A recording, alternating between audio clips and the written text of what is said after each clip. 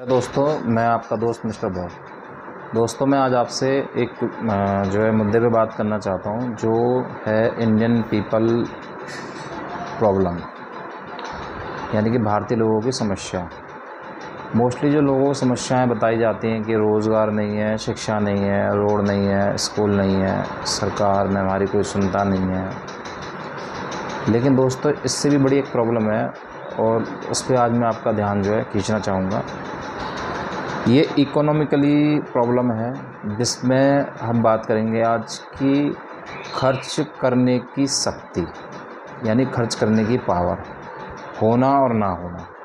Mostly क्या है दोस्तों, इसे मैं और डीपली आपको समझाता हूँ कि अगर कोई व्यक्ति है जिसकी सैलरी 15,000 रुपये महीने की है और वो कहीं किसी छोटे कस्बे में रह रहा है, तो दोस्तों आजकल आप देख रहे हैं महंगाई में उसका जो है गुजारा नहीं हो पाता। कुछ उसके दूध में, सब्ज़ी में, पढ़ाई में, आने जाने के खर्चे में, किराए में, घर के किराए में खर्च हो जाते हैं। अब उसके सामने एक ऐसी स्थिति खड़ी हो जाती है कि भाई अब मैं क्या करूं, पैसा कहाँ से आएगा।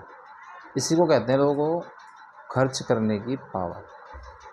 मोस्टली आज के टाइम में यह इंडिया में नहीं पाई जाती है लोगों में, क्योंकि उनका पर कैपिटा इनकम बहुत कम है और इसी वजह से वो बहुत सारी चीज़ों को से वंचित है। इस चीज़ में सुधार कैसे हो सकता है, इस पर आज हम बात करते हैं। मोस्टली जो आज के टाइम में सबसे ज़्यादा जो खर्चा हो रहा है ना, वो बच्चों की शिक्षा पे खर्च हो रहा है और एक हेल्थ इशू पे। ये दो चीज़ें ना मोस्टली आज के टाइम में बहुत बड़ा इम्पैक्ट दे रही हैं आदमी के जीवन में। और ये इस तरीके से है कि भाई किसी को अगर अच्छे स्कूल में थोड़ा सा पढ़ाना है तो 2-4 हज़ार रुपये वहाँ की फ़ीस है, फिर एक्टिविटी का खर्चे, ट्रांसपोर्टेशन का खर्चा, एग्ज़ाम फ़ीस, मतलब बहुत सारे खर्चे हैं। उसके बाद में आपका जो आ गया हेल्थ का।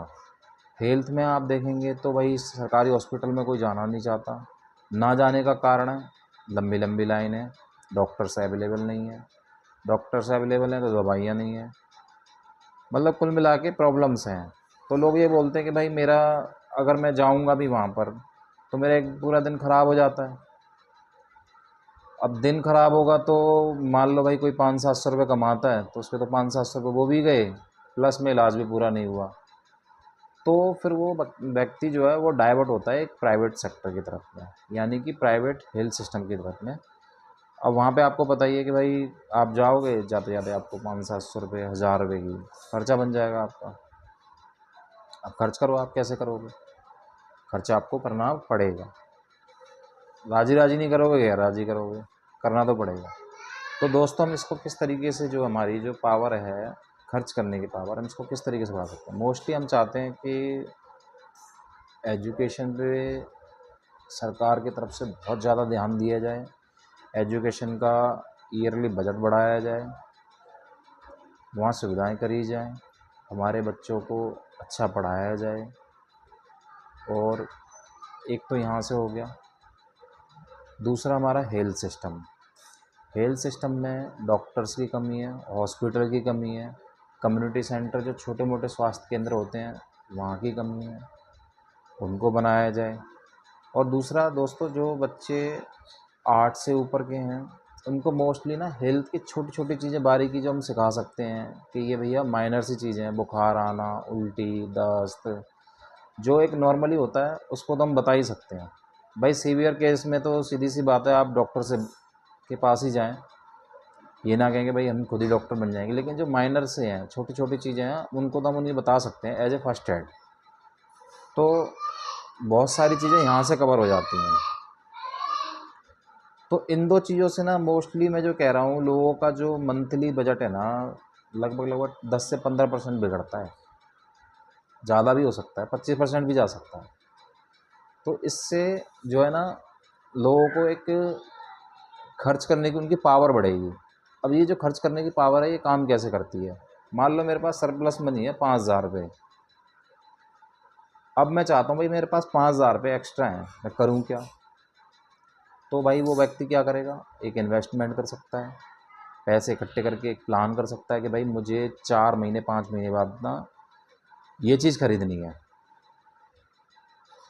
या वो ये कह रहा है कि भाई मैं ना कोई बिजनेस स्टार्ट करूँगा, मेरे पास ये सरप्लस पैसे हैं, तो वो उनको अपने बैंक में या जहाँ कहीं भी उसे उसके बदले में रिटर्न अच्छा मिलेगा, जहाँ उसका मन है वहाँ करेगा। तो इससे क्या होगा, उसकी ना एक खर्च करने की पावर बढ़ गई। अब खर्च करने की जो पावर बढ़ी है, सपोज़ दैट उसने ना इन्वेस्टमेंट करा या उसने कोई बिज़नेस के लिए डेवलप के लिए अपने पैसा जो है इकट्ठा करा, उसने उससे बिज़नेस कर लिया। तो जो वो उसने एक जो टाइम पीरियड में पैसा इकट्ठा करा था, मान लो 6 महीने या साल में उसने 50-60 हज़ार रुपये जो भी इकट्ठे किए, जो भी उससे उसने करा, तो मैं समझता हूँ 50-60 हज़ार रुपये से 100 रुपये रोज़ तो कमा ही सकता है। तो जहाँ उसकी जो खर्च करने की पावर में इंक्रीमेंट हुआ था इन 2 चीज़ों को सुधारने से 5,000 रुपये का, अब वो उसका जो हो गया महीने का 8,000 रुपये हो गया।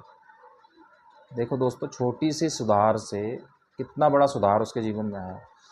अब वो जो 8,000 रुपये उसके महीने में आ रहे हैं, उन 8,000 रुपये से फिर वो एक कुछ ना कुछ डेवलपमेंट करेगा, क्योंकि उसकी खर्च करने की पावर बढ़ गई है।